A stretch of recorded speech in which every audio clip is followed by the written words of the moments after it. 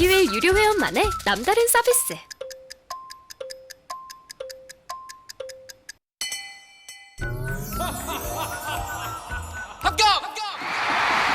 합격하고 돈도 받는 혜택. 오직 에듀윌 유료 회원에게만. 에듀윌. 무료 합격!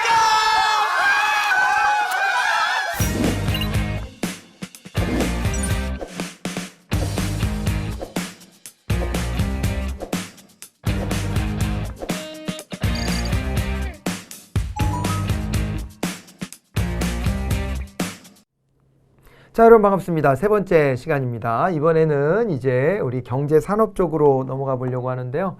경제산업 쪽에서는 또 이제 어떤 뉴스가 눈에 띄었냐면, 요게 이제 3분기 전기 요금이 동결됐대요. 그래서 연료비, 연동제가 유명무실해지나 이런 게 이제 나와 있습니다. 여러분 이제 한국전력이라는 공기업이 있습니다. 그죠? 한국전력이 있는데, 이 한국전력이라고 하는 곳이 공기업으로서 여기 이제 공기업 같은 경우에는 어떻게 되냐면은요. 공기업 같은 경우에는 이게 제3섹터에 해당되거든요. 그러니까 이게 정부 조직은 아니에요. 근데 정부가 지분을 가지고 운영권에 깊숙이 관여하는 기업입니다. 그렇기 때문에 공기업은 있잖아요. 공자가 들어가는 만큼 능률성에 앞서서 여기 이제 형평성이라고 하는 거 있잖아요. 형평성이나 내지는 이제 요게 공익성 같은 것들을 같이 고려를 하는 겁니다. 예. 여기다 플러스해서 그래도 기업인 만큼 여기에 이제 효율성, 능률성이라는 개념이 다 같이 종합적으로 좀 실현이 되어져야 할 텐데요. 예. 그렇게 돼야 될 텐데 이게 참 이게 갈등이에요. 이 둘이 그런데 요게 요 개념이 상충성이 있습니다. 상충이 돼요. 상충이 되다 보니까 형평성, 공익성을 좀 올리려고 하다 보면은 이제 공적인 쪽이 강화가 되면서 기업으로서의 효율성이 좀 떨어지고, 그 다음에 또 반대로 효율성을 또 너무 올리려고 하다 보면 형평성, 공익성이 좀 떨어지는 측면이 생겨서 이게 참 딜레마예요. 근데 한국전력의 사업 모델은 발전소들이 이렇게 있잖아요. 발전회사들이 있는데 발전회사들이 전기를 생산하고 그러면은 또 요즘에 민간에서 그리고 자기 사유지에 태양전지판 같은 거 설치해서 전기를 생산해서 한국전력에 팔기도 해요.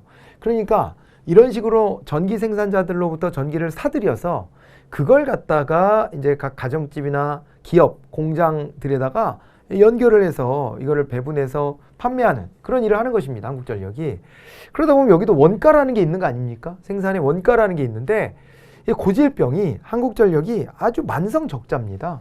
그런데 이게 한국전력은요, 독점적 지위를 가지고 있단 말이에요. 공기업이면서도 독점적 지위를 가지고 있습니다. 뭐 공기업 대부분이 다 독점적 지위를 가지고 있는 경우들이 많긴 한데 한국전력은 아주 거대한 기업이면서도 독점적 지위를 가지고 있는 이 기업으로 잘 알려져 있는데, 그것이 어떻게 보면 이게 규모의 경제를 실현해서 생산 단가를 또 줄일 수 있는 또 하나의 방법이라서 그렇게 하는 겁니다. 그런데 그걸 민간한테 주면은 소비자들한테 여러 횡포가 있을 수 있으니까, 그래서 이제 한국전력을 어떻게 하고 있는 거예요? 한국전력을 이것을 이제 정부가 독점을 하는 이런 형태를 하고 있는데, 이제 사실은 그 지위를 활용한다면은 절대로 적자를 볼 수 없는 구조죠, 원래는. 그런데 왜 자꾸 만성적자냐? 이거 정치권에서 개입하는 거예요. 청와대, 정치권 이런 데서 개입을 해가지고 이 한국전력이 제공하는 전기료를 끌어내리는 거죠. 그러니까 어떤 경우에는 지금처럼 이렇게 또 원유 가격이 굉장히 올라가고 뭐 이러고 있을 때에는 아무래도 단가가 올라갈 수밖에 없는데, 그 단가가 올라가는 부분에 대해서 요거를 감안을 해가지고 전기료도 좀 올려야 되겠지만 그거 못하는 거예요. 정부가 끼어들어서 그 의사결정에 개입하기 때문에 안 되는 겁니다. 그게 정치적인 어떤 그 기준이 있는 거예요. 사실은 정치가 개입을 하는 겁니다. 근데 이제 정부 여당 입장에서는 걱정이 되죠. 만약에 당장 전기세부터 올라간다 하면 이게 전 국민적인 어떤 불만 이런 것들이 생길 가능성이 많아요. 물론 필요하다면 국민을 잘 설득해서 이 정도 인상은 불가피합니다 라고 끌어올릴 수밖에 없기도 하겠지만, 그러지만은 한편으로는 국민들의 불만을 과연 잘 잠재울 수 있을까에 대한 불안함이 있겠죠. 당연히. 그 불안함이 있게 되고, 그 다음에 이제 또 한 가지는 뭐가 있냐면은요, 이게 산업용 전기를 더 싸게 공급하는 거 알죠? 그러니까 가격을 이중으로 짜놓고 있습니다. 그래서 가계에서 쓰고 있는, 여기서 말하는 가계는 가기에, 여의자. 가계 구성원들이 쓰는 우리 가정집으로 들어오는 전기는 상대적으로 좀 비싸고, 그것도 물론 가격을 적정하게 유지하려고 합니다만은, 특히 이제 적자를 보는 요인의 아주 대표적인 것은 이제 기업체한테 제공해주는 산업용 전기. 뭐 전기가 질이 다를 건 하나도 없잖아요. 질이 다를 건 하나도 없지만은 그러나 더 싸게 공급을 해주는 거죠. 그래서 어떻게 보면 우회적인 정부의 기업 지원이에요. 지금 신자유주의 시대에는 정부가 함부로 기업의 경쟁력 확보를 위해서 개입하는 것을 하지 말아라 이렇게 돼 있지만, 각 정부들이 우회로를 개척해서 뭔가 자국의 산업이 더 경쟁력을 가질 수 있도록 만들어주려고 애를 쓰잖아요. 그런 거의 일환으로 이 전기 요금을 싸게 공급해준다. 이렇게 볼 수가 있는 겁니다. 그런 상황이거든요. 이렇게 개입을 해왔던 거예요. 근데 이제 맨 처음에는 그런 생각을 합니다. 청와대 쪽에서도 야, 그래도 이거 이제는 좀 바로잡아야 되지 않냐. 이 맨날 만성 적자로 이렇게 가면은 어떻게 하냐. 스스로 자생할 수 있도록 해주자. 경쟁력을 좀 갖게 해줘야 된다. 이래가지고 뭔가 조치를 취하려고 그래요. 예전에 제가 기억나는 게 이명박 대통령 시절에 이명박 전 대통령이 LG그룹 사장 출신의 유명한 그 전문 CEO를 영입을 해가지고요. 한국전력 사장으로 이제 임명을 했단 말이에요. 공기업 사장이니까 대통령 임명합니다. 그런데 한국전력 사장으로 임명해놓고 이거 좀 경영 개선 좀 해봐라. 이렇게 이제 미션을 준 겁니다. 그렇지만은요, 이게 오히려 그분이 한국전력 사장으로 와서 청와대하고 갈등을 빚는 거예요. 왜 갈등을 빚냐? 아니, 손발을 다 묶어놓더라는 거예요. 막상 청와대에서 판단할 때는 또 항상 경제가 어렵잖아요.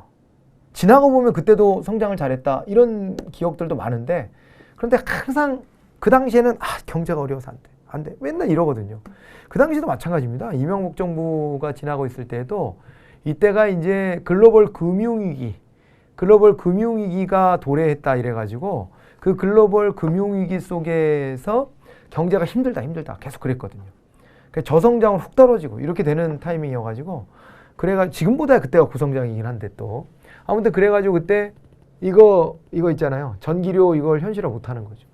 그래가지고 결국에는 그때도 그런 노력이 결국에는 뭐 성공을 못했고, 문재인 정부에서도 보니까 연료비 연동제를 한다 그래가지고 요거를 이제 단가가 올라갔을 때 이거를 전기료를 너무 싸게 이렇게 안 하겠다라고 하는 계획을 짠 거예요. 그런데 또 코로나 아니야? 이놈의 코로나.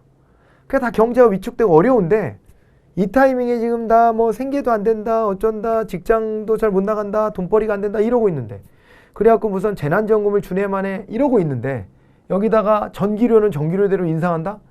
이거 정치적으로 받아들이기가 어렵잖아요. 그러니까 경제적 합리성을 추구한다면 당연히 이거 계획 세운 대로 가야 되는데, 그런데 있잖아요. 그런데 이게 이제 이렇게 봐야 되는 거죠. 정치적 합리성이라는 게 또 있거든요. 그것은 사회적인 합의, 사회적인 불만이 많이 생기지 않는 방향으로 가는 것이 매우 중요합니다. 그렇게 하려고 하다 보니까 이제 어떻게 된 거예요? 그것 때문에 이게 또 이렇게 유명무실해지는 거 아니냐라는 얘기가 또 나오기 시작하는 겁니다. 자, 보세요. 한국전력이 7월분부터 적용될 3분기 전기요금을 동결했다. 인위적인 전기요금 조정으로 현 정부에서 도입한 원가 연계형 요금제 도입 취지가 무색해졌다. 예전하고 뭐 달라진 게 없지 않냐 이렇게 된 거죠. 이 연료비 연동제라는 게 합리적인 전력 소비 유도 및 전기 사업자의 재무 위험 완화를 위해서 원가 비중이 높고 통제 곤란한 연료비 변동분을 전기요금에 자동으로 반영시켜서 시장의 가격 신호를 제공하겠다 이렇게 했던 거라는 거예요. 그래서 기본 요금이 있고 플러스 전력량 요금이 있고, 그죠? 거기다가 플러스 마이너스 이걸 넣어서 여기 보니까 연료비 조정 요금을 부과하겠다는 거죠. 연료비 조정 단가 곱하기 사용 전력량 이렇게 해가지고 계산하려고 했던 거라는 거고, 실제로 보니까 기존에 전기 말고 유류나 가스나 열, 항공 이런 것들이 이렇게 도입된 케이스들이 있고요. 외국에서도 하고 있는 케이스들이 있어서 우리도 이 전기를 합리적으로 이렇게 요금제를 바꾸겠다 했던 것인데, 아무튼 제도는 도입해놓고 사실상 지금 못하고 있는 이런 상황이지 않냐. 이렇게 평가를 한 것입니다. 아시겠죠? 네, 이렇게 정리를 한번 해 두시고요. 자, 사회환경 쪽으로 넘어와서요. 이제 2022년도 최저임금이 9,160원이 됐네요. 이런 거는 머릿속에다가 좀 집어넣어 놓으시는 게 좀 좋습니다.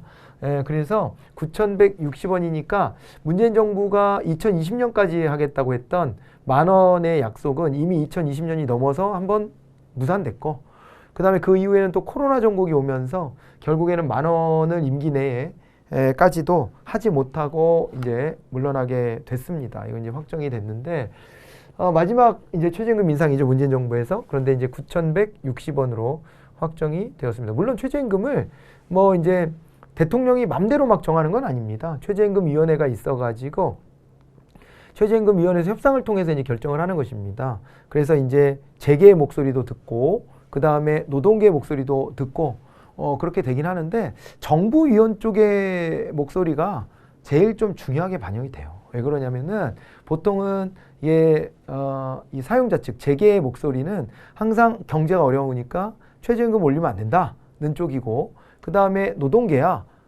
우리의 노동자들이 언제까지 참고 허리띠 졸라맨 상태로 있어야 되느냐, 예전에 그렇게 참으라고 해서 저임금을 참아준 거 아니냐, 그러니까 이제는 임금을 현실해줘라, 이런 요구들을 막 하는 것이거든요. 그러다 보니까 어떻게 됩니까? 이게 양쪽 진영이 충돌하게 되고, 그러다 보면 결국에는 정부위원들이 나서가지고 조율을 하고 안을 제시해서 결국에는 절충안으로 통과를 시켜주거든요.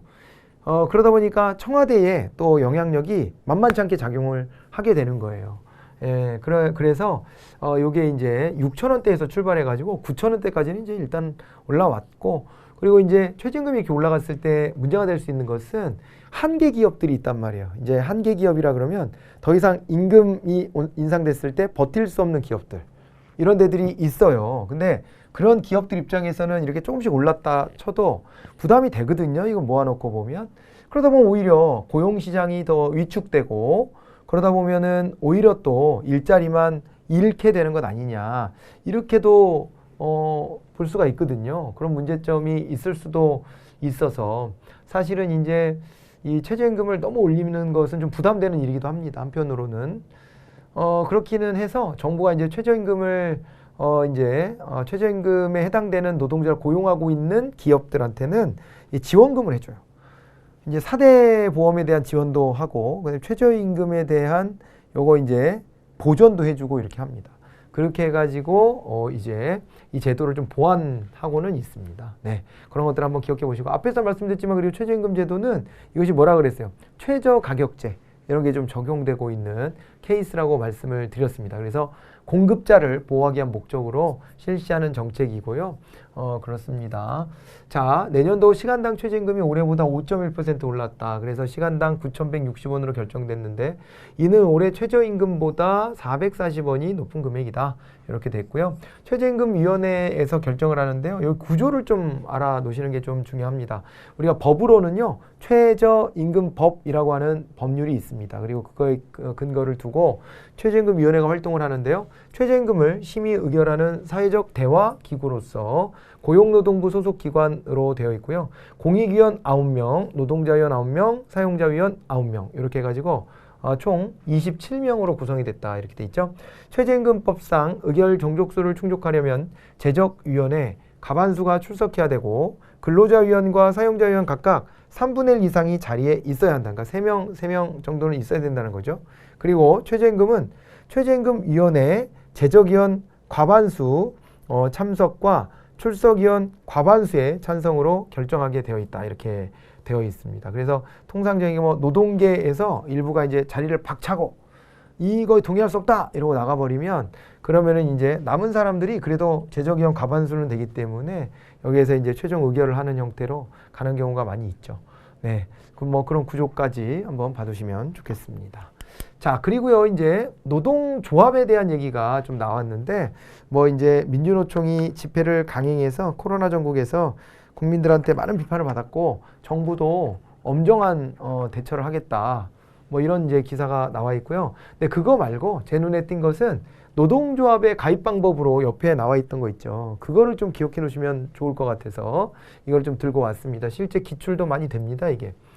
우리나라는 통상적으로 오픈숍 방식을 채택을 해요. 그래서 이제 노동조합 가입 유무가 고용이나 해고 조건에 영향을 받지 않도록 하고 있습니다. 그래서 노조법에 근거해서 봤을 때 노조에 어떤 특정 노조에 가입을 해라, 가입하지 마라 하는 것 자체를 이것을 황견 계약, 똥개가 되는 계약, 옐로우 독이라고 표현을 해가지고 이런 것 자체를 이제 어떤 그 고용의 조건으로 내걸지 못하도록 하는 이런 조치를 취하는 경우들이 기본이에요. 예, 그거를 하고 있고요. 다만 이것이 노조에 가입하는 게 근로자의 권익에 더 도움이 된다 싶으면은 그럴 때는 일부가 좀 허용될 수는 있어요. 예, 그렇긴 한데 보통 이제 악용하는 경우가 있잖아요. 사용자 측하고 가까운 노조에 가입할 것을 강요하거나 혹은 노조에 아예 가입하지 마라 이럴 수도 있어서 그건 옐로우 독, 황견 계약, 비열한 계약 이렇게 해가지고 그건 이제 금지를 시킵니다.